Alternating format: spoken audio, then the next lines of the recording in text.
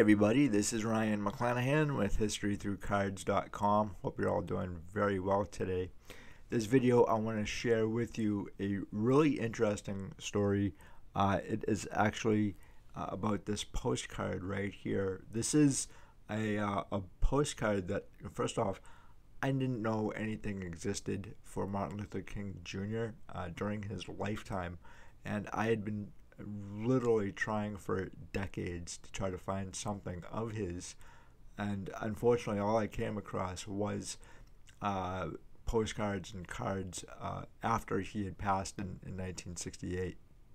And so I really didn't think that there was anything out there during his lifetime, which I thought was crazy, to tell you the truth. He was such a giant, enormous, monumental figure in civil rights that I figured, like, well, he's got to have something out there. Same with JFK as well. And it turned out with JFK there wasn't really anything out there either. And so this postcard I found maybe about 2 weeks ago, and it's from the March on Washington for Jobs and Freedom. That was the quote-unquote I Have a Dream speech from August 28th, 1963. A really very famous speech. And growing up as a kid, I only heard bits and pieces of this speech. I've never heard the entire thing today. This postcard, in fact, and the back of it here, these postcards were actually issued on August 28th, 1963. It was a one-day event, and apparently it's the only way you could have gotten these postcards. I've only seen two of them, and that's it. I've never seen any else. And in the back of it, it says color by H.F. Gardner. I tried looking them up, and the only H.F. Gardner that I was able to find was a Gerald Henry Fraser Gardner, 1926 to 2009. And I believe he's the same Gardner here. I could be mistaken because I'm not always correct, which is fine by me. I'd rather have someone tell me, oh yeah, this is the guy. But I think this is him. I'm not entirely sure that he actually did these postcards. Anyway, he was a mathematician and an activist, and he had a Supreme Court case in 1973. Kind of a famous guy all unto himself. So again, I think that's him. I could be wrong. Maybe somebody in the audience here could tell me if that's actually the same F.H. Gardner or H.F. Gardner. Again, I haven't seen really anything of him, and hopefully shortly that Congress or whoever will come out with more files on Dr. King's assassination. They just released a bunch of files from JFK's assassination, and man, there's a lot there. There's a lot there.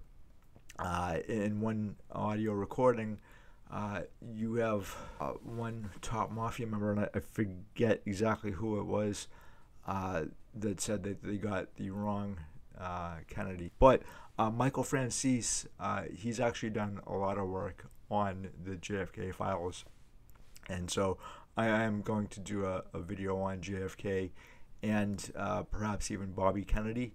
I was actually really surprised that trying to track down postcards or cards of some really famous people that you would think would have something out there during their lifetimes. They just don't. And JFK is one of those guys. Now, I did find a postcard of JFK when he was running for president in 1960. However, there's really not a whole lot out there. I think Philadelphia Gum actually did a set, or Topps did a set of astronauts in which JFK is there. But That again is, I think anything with these guys is quite expensive, just because of who they are. And Dr. King's stuff is highly sought after.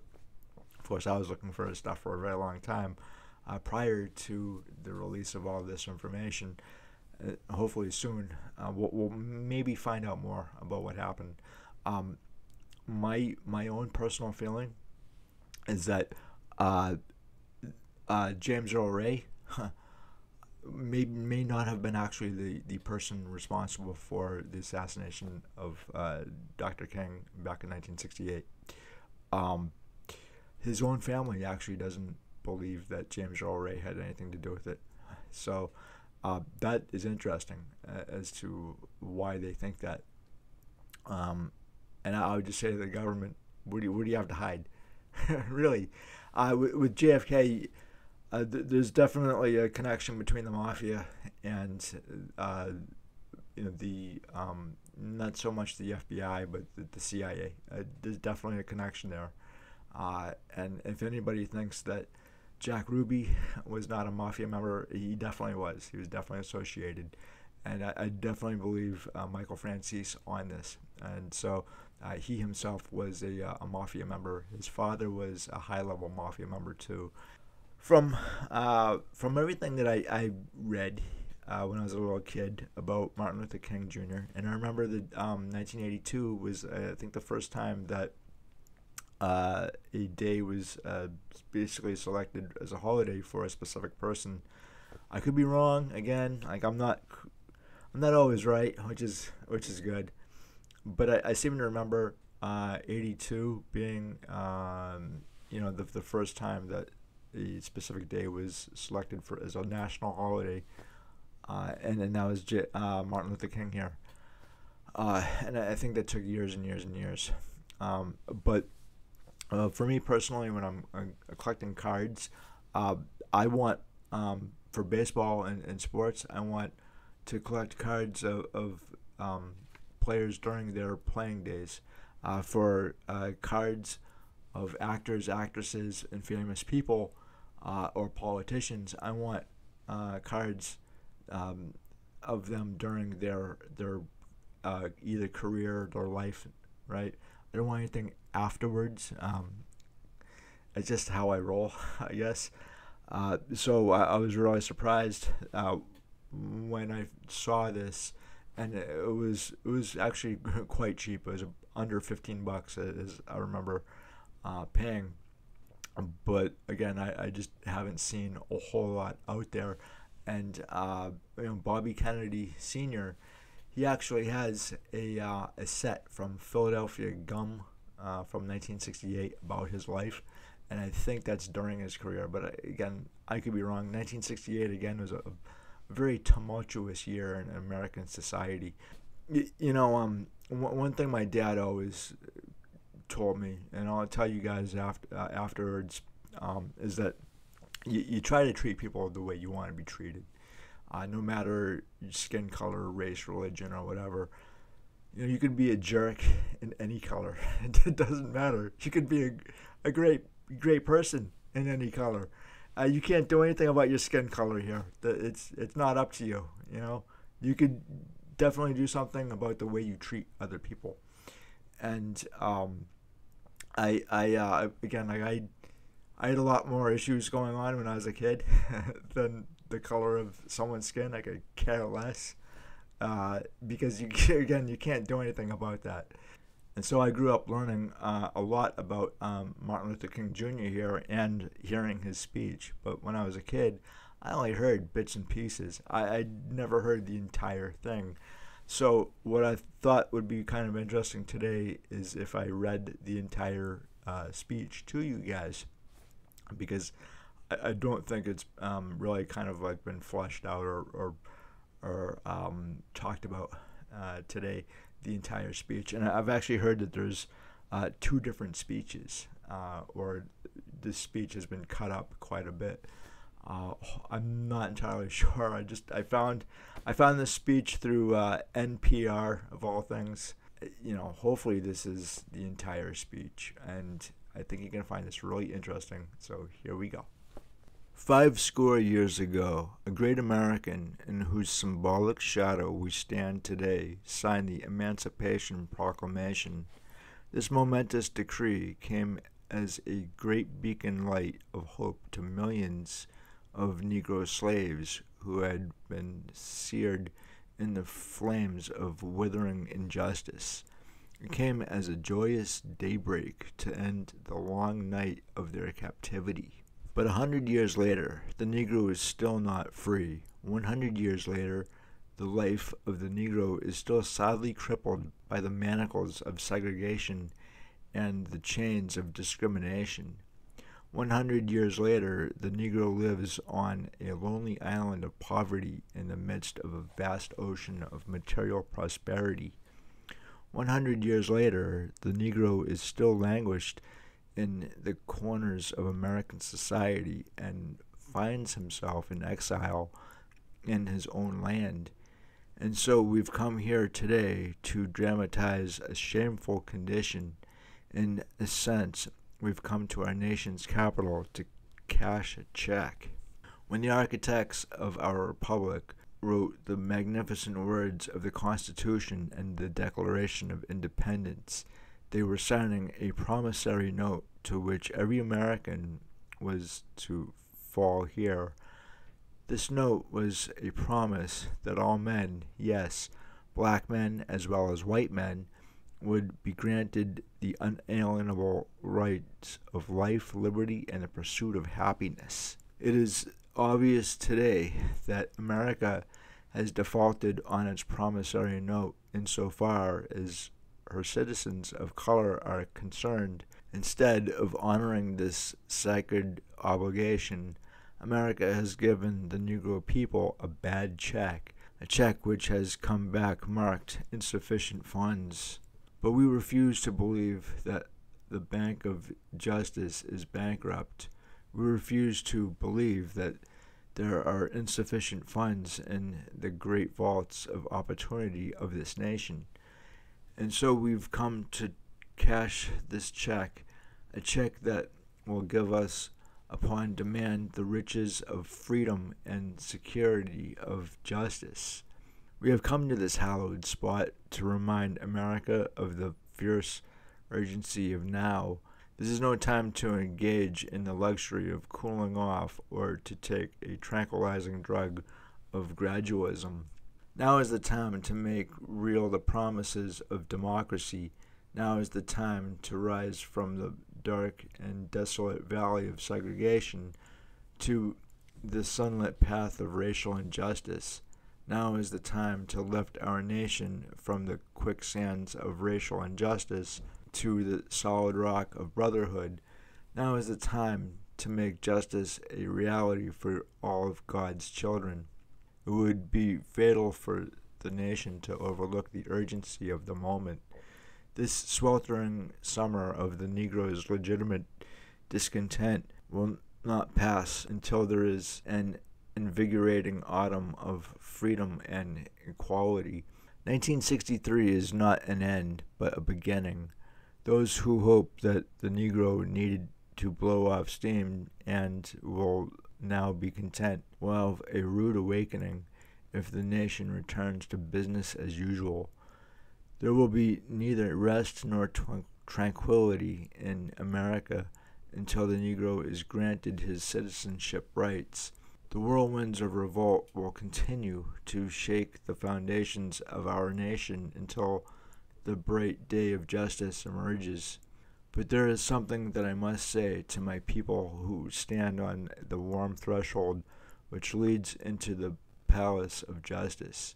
In the process of gaining our rightful place, we must not be guilty of wrongful deeds. Let us not seek to satisfy our thirst for freedom by drinking from the cup of bitterness and hatred. We must forever conduct our struggle on the high plane of dignity and discipline. We must not allow our creative protest to degenerate into physical violence. Again and again, we must rise to the majestic heights of meeting physical force with soul force. The marvelous new militancy which has engulfed the Negro community must not lead us to a distrust of all white people. For many of our white brothers, as evidenced by their presence here today, have come to realize that their destiny is tied up with our destiny, and they have come to realize that their freedom is inextricably bound to our freedom. We cannot walk alone, and as we walk, we must make the pledge that we shall always march ahead. We cannot turn back. There are those who are asking the devotees of civil rights, when will you be satisfied? We can never be satisfied as long as the Negro is the victim of the unspeakable horrors of police brutality. We can never be satisfied as long as our bodies, heavy with the fatigue of travel, cannot gain lodging in the motels of the highways and the hotels of the cities. We cannot be satisfied as long as the Negro's basic mobility is from a smaller ghetto to a larger one. We can never be satisfied as long as our children are stripped of their selfhood and robbed of their dignity by signs stating for whites only. We cannot be satisfied as long as a Negro in Mississippi cannot vote and a Negro in New York believes he has nothing for which to vote. No, we are not satisfied, and we will not be satisfied until justice rolls down like waters and righteousness like a mighty stream. I am not unmindful that some of you have come here out of great trials and tribulations. Some of you have come fresh from narrow jail cells. Some of you have come from areas where your quest for freedom left you battered by the storms of persecution and staggered by the winds of police brutality. You have been the veterans of creative suffering. Continue to work with the faith that unearned suffering is redemptive. Go back to Mississippi. Go back to Alabama. Go back to South Carolina. Go back to Georgia. Go back to Louisiana.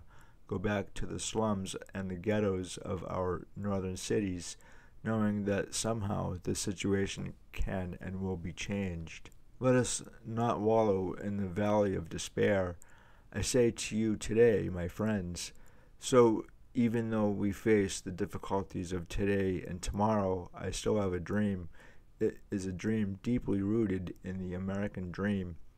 I have a dream that one day this nation will rise up and live out the true meaning of its creed.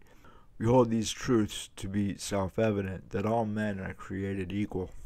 I have a dream that one day on the red hills of Georgia, the son of former slaves and the son of former slave owners will be able to sit down together at the table of brotherhood. I have a dream that one day even the state of Mississippi, a state sweltering with the heat of injustice, sweltering with the heat of oppression, will be transformed into an oasis of freedom and justice. I have a dream that my 4 little children will one day live in a nation where they will not be judged by the color of their skin, but by the content of their character. I have a dream today. I have a dream that one day down in Alabama, with its vicious racists, with its governor having his lips dripping with the words of interposition and nullification, one day right down in Alabama, little black boys and black girls will be able to join hands with little white boys and white girls as sisters and brothers. I have a dream today. I have a dream that one day every valley shall be exalted, every hill and mountain shall be made low, the through places will be made plain, and the crooked places will be made straight, and the glory of the Lord shall be revealed, and all flesh shall see it together. This is our hope. This is the faith that I go back to the South with. With this faith, we will be able to hew out the mountain of despair, a stone hope. With this faith, we will be able to transform the jangling discords of our nation into a beautiful symphony of brotherhood. With this faith, we will be able to work together, to pray together, to struggle together and go to jail together, to stand up for freedom together, knowing that we will be free one day. This will be the day when all of God's children will be able to sing with new meaning, "My country 'tis of thee, sweet land of liberty, of thee I sing, land where my fathers died, land of the pilgrim's pride, from every mountainside let freedom ring." And if America is to become a great nation, this must become true. And so let freedom ring from the prodigious hilltops of New Hampshire. Let freedom ring from the mighty mountains of New York. Let freedom ring from the heightening Alleghenies of Pennsylvania. Let freedom ring from the snow-capped Rockies of Colorado. Let freedom ring from the curvaceous slopes of California. But not only that, let freedom ring from Stone Mountain of Georgia. Let freedom ring from the Lookout Mountain of Tennessee. Let freedom ring from every hill and molehill of Mississippi. From every mountainside, let freedom ring. And when this happens, and when we allow freedom ring, when we let it ring from every village and every hamlet and every state and every city, we will be able to speed up that day when all of God's children, black men and white men, Jews and Gentiles, Protestants and Catholics, will be able to join hands and sing in the words of the old Negro spiritual, "Free at last, thank God Almighty, we are free at last." So in some ways, I think I can relate to what Martin Luther King Jr. was saying in his speech in 1963 in his march to Washington. Although I've never really had to face discrimination because of the color of my skin, I had a lot more other things to worry about than the color of someone's skin, because quite frankly, I think it's a stupid argument to make. It doesn't tell you what is going on in your brain or in your heart, the color of your skin. You can't help that. You can't do anything about it. It's just the way it is. That's all perception, basically, like how you treat other people, right? You can do something about that. The way you treat other people is on you. So, I think I've told you guys in the past, those who actually watch my channel, I am disabled. I have a physical disability, cerebral palsy. And when I was a kid, I could always deal with that. It's easy because I know how I function. I know how I operate. And so I might not like it all the time. But, in a lot of ways, being disabled for me personally is a blessing in disguise. It really is. Because it humbles me. It teaches me how to behave towards other people, how to act towards other people, because I sometimes you just don't know, like it doesn't dawn on you, right, that you're maybe different than everybody else. This is probably in the first grade. I'm watching all my classmates finish a math test, and I was the last one to do so, and I was like, I'm stupid, I'm dumb, what's going on? Like, how come I can't see what's on the paper? It was multiplication, and I couldn't see it. It wouldn't be till years later, in fact, in high school, that I was diagnosed with dyscalculia. And so, like, I had no idea what was going on. And it's a really funny thing, looking back on it now, that a bumblebee knows more about math than I do. So after the test, I walk home, and I'm in the driveway, and my dad sees me, and he's like, "What's wrong?" And I'm like, "Well, I failed my math test." And then he just said, "Well, you're going to have to learn to do things differently. You're going to have to find out other ways to get around your impediments." And for me, that was math. and not necessarily cerebral palsy, because quite frankly, nobody knew that I had cerebral palsy. It was so slight, and it still is kind of slight, I think, where nobody knew. I never told anybody. I actually never told my employers either, wherever I went to work. It was a deeply held secret, because I knew from a very young age that I would be treated differently because of my disability. And unfortunately, the only ones that did know were teachers, and the teachers did actually treat me differently than my classmates. And it got to a point where I was so angry with these teachers, these authorities, these figures of authority, that one day it came ahead, and one of them said to me that I was too stupid to be in high school, and I got up out of my chair and I punched her in the face. And for every action, there's an equal and opposite reaction, right? So I got kicked out of school, and I had to sue the school system to get me back into high school. And I won my case. It did come at a loss, though. I by the time I won my case, my classmates were ready to graduate from high school. So obviously that wasn't the right thing to do. But if you talk to any of my classmates from then, they would say probably the first thing that came to their mind when it came to me was, I was a goofball, okay, a very goofy sense of humor, which has kind of dissipated, to tell you the truth. I am not the same person that I was in high school or even college. And who is, really? We all change. But secondly, they would have also said that I was like lightning in a bottle.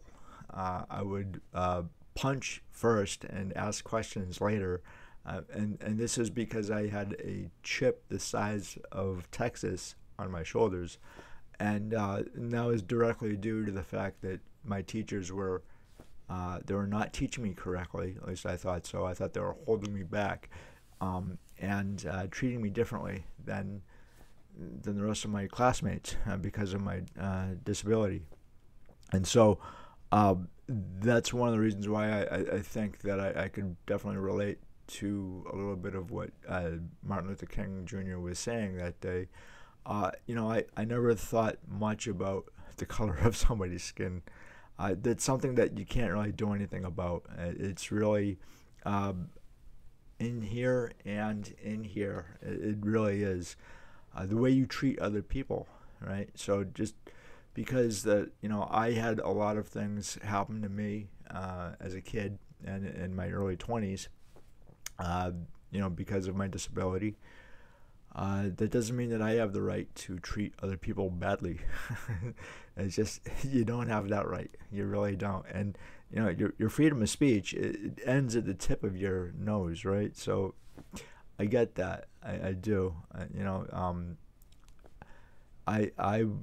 don't have the right to treat someone badly because I was treated badly as a kid because of XYZ, right?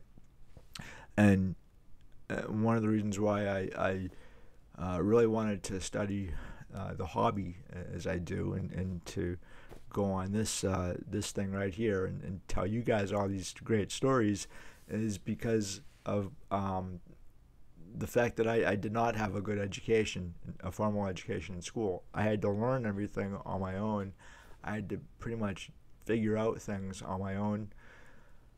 As a guy, I think that there's really nobody that's going to come to save you. You kind of have to do it yourself, and if you have a group of friends that you can go to, all the better. But for me, people come and go, so it's just me, and my collection, and I'm fine with that. And I love to meet other people and talk to them through the hobby. But the hobby really has done an amazing job for me personally, to give me a second education that I did not have the opportunity to.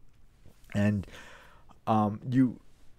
you can't really today. I think you can't really force opportunity. You have to make opportunity available, and it, equality of outcome is very dangerous. It really is. That's how you get socialism, and that's how you get communism. But if you give people the opportunity, uh, then that's a different story. Show people here's what's available, right? You can do anything that you put your mind to if you have those opportunities to do so. Again, I'm not entirely sure that I had those opportunities um, outside of, say, school. I did have the Boy Scouts, which were fantastic. I had my father to really teach me about a lot of stuff. He really did go out of his way to uh, give me hope. But I know not everybody has that. Not everybody has a direction when they're a kid. And I certainly did. Unfortunately, today, I think um, Martin Luther King Jr. His "I Have a Dream" speech has not been realized, and it's been 63 years, right? So, what's keeping that from being a reality, a complete reality? I think there are people who have financial reasons for that not being a reality at all, uh, and on both sides, on all sides, in fact. And I'm not sure entirely if that can be it should be a reality legally. It should be a reality, um, and you should treat everybody as you want to be treated. Ideally, you want to treat people fairly. I think we're kind of going backwards as a society today. I really do, in many ways. I mean, our education system is trash. It it it should be better.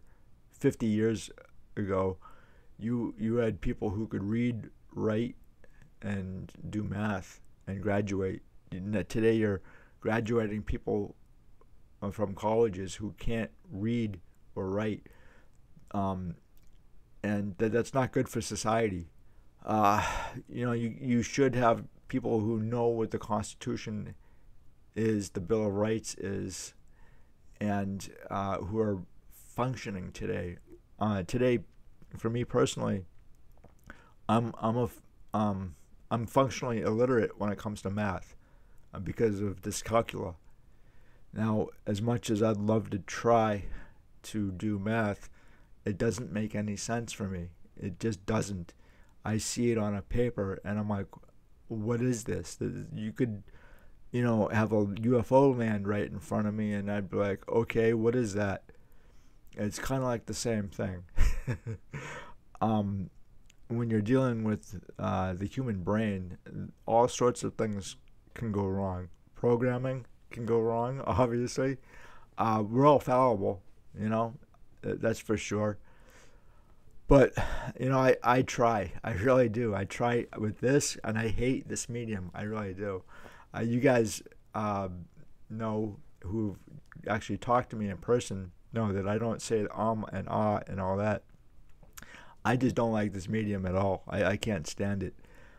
That's not to say I don't try. I really do. But sometimes, no matter how much you try, you're just going to fall flat on your face, and you have to figure out ways to go around whatever it is that is ailing you, I guess. Or sometimes you just there's nothing you can do, and you have to face reality. For the hobby, I face the reality that cards are basically too much money. I'm being priced out of the hobby, and whereas I've been in the hobby for such a long time, I remember when cards were affordable, vintage cards, and superstar cards. Now, if I had to start all over again in my collection of vintage and pre-war, I couldn't do it today. There's absolutely no way I could do this. There's only so many tricks of the trade that you can do to build a vintage collection. This postcard is now obviously it's vintage, and it took me a very long time to try to find something of Martin Luther King Jr.'s and uh, you know Jack Kennedy, and so hopefully too, not to get too much off the subject here, but hopefully we'll find out more about the assassination of Martin Luther King Jr. and JFK and Bobby Kennedy Sr. Now, I do like Bobby Kennedy Jr. quite a bit. If it's up to me, we wouldn't have political parties. I never liked political parties at all. Because human nature is what it is. We kind of tend to separate groups of individuals. That's genetic. That goes back millions of years for a reason of protection, and I don't know if we're gonna get out of that anytime soon. But I think politics has really kind of like destroyed American society and our fabric, our way of life. And I'm not a big fan of politics or politicians, but that doesn't mean, unfortunately, that just because you don't follow politics, that politics is not going to follow you. And unfortunately, it will. And no matter how much you don't want to get involved, it'll force you to get involved, unfortunately, which I think sucks. And for me, it's just another reason why I like to, I like to go home and check out my cards for a while. I like to go on YouTube and check out other content creators. There's a lot of great content creators out there that I really enjoy. And I like to support other content creators as well and just learn from them. But guys, I'm ranting on and ranting, but I would love to hear what you guys have to say about this. Maybe someday Martin Luther King Jr.'s speech will become true. Maybe that we're not going to sing Kumbaya at all, but at some point in time, there could be that we all face as a society greater challenges than the color of your skin, which you can't do anything about. It could be that we have a UFO issue, right? I know Congress has talked quite a bit about that, and so we might have other things to deal with that are greater than your politics, your religion, your sexuality, the color of your skin, And I also remember too, right after 9/11, where everybody got together. It was kind of creepy, to tell you the truth. Anybody who was around during 9/11 or afterwards could tell you story after story about what it was like in America and how everybody got together, everybody helped each other. We didn't really talk much about politics or anything else. It was just neighbor looking out for neighbor and helping out everybody. And going down a street, you could hear a pin drop. It was just quiet. It was barren in a lot of cases, the streets, the neighborhoods, for weeks. And like, we didn't worry about any of the nonsense that's going on today. This is new from a new generation, from a generation that was maybe kids. They were kids, or they weren't even born yet, and so they have no idea of what was going on during 9/11. And just like myself, I have no idea what it was like in the 1960s because I was not around. Contrary to the popular beliefs of my friends, I wasn't around in the 1960s or the 1920s, 1940s. I know I speak a lot about this stuff. But anyway, guys, one thing I do like to rant on this stuff. But I would love to hear what you guys have to say about the speech here, Martin Luther King Jr., what may happen when the government actually releases these documents. Um, you know, was or James Earl Ray, was he the lone assassin? We now know that JFK was killed by at least one or two or more people with the help of the mafia and the CIA. And I believe it's James Traficante. They have him on recording saying that they got the wrong Kennedy, and that makes actually perfect sense.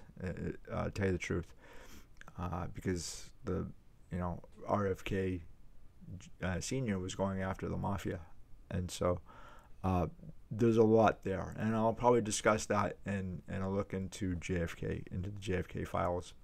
There's always that possibility that James Earl Ray had an associate or two, and that he had help from maybe a government agency that saw Martin Luther King as an impediment to whatever they wanted to do. But again, guys, I'm ranting on again because that's what I do best, I guess. So I've only seen two of these, and that's it. And everything else is like after Martin Luther King Jr. had passed away in 1968.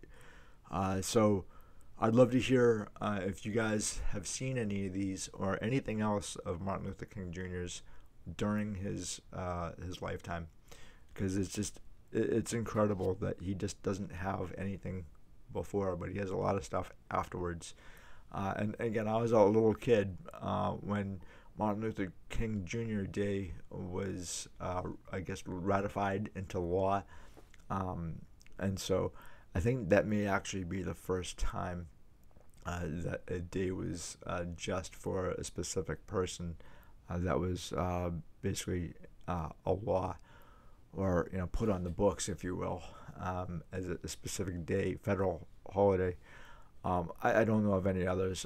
I could be wrong because I'm not always right, which is good. You don't always want to be right on things. There's always room to grow and room to learn, which is one thing that the hobby is always teaching me, by the way. I don't know everything about the hobby. I don't know everything that's out there. So I didn't even know that these things existed until maybe 2 weeks ago. So there's always something to learn, always something to see, which is one of the reasons why I love the hobby so much. That and the people make the hobby great too. And I may have my issues with teachers and authority figures, but that's a different subject, I guess, to what makes the hobby great. So anyway, guys, I've ranted long enough. Thank you so much for stopping by and listening to what I have to say about this, and I'd love to hear what you have to say about Martin Luther King Jr. Or these postcards or his speech, and anything kind of goes. Just just as I always say, like I usually let people say what they want to say in my chat there, but just keep it appropriate. Okay. Until next time, I'll talk to you later. Have a good one. Bye.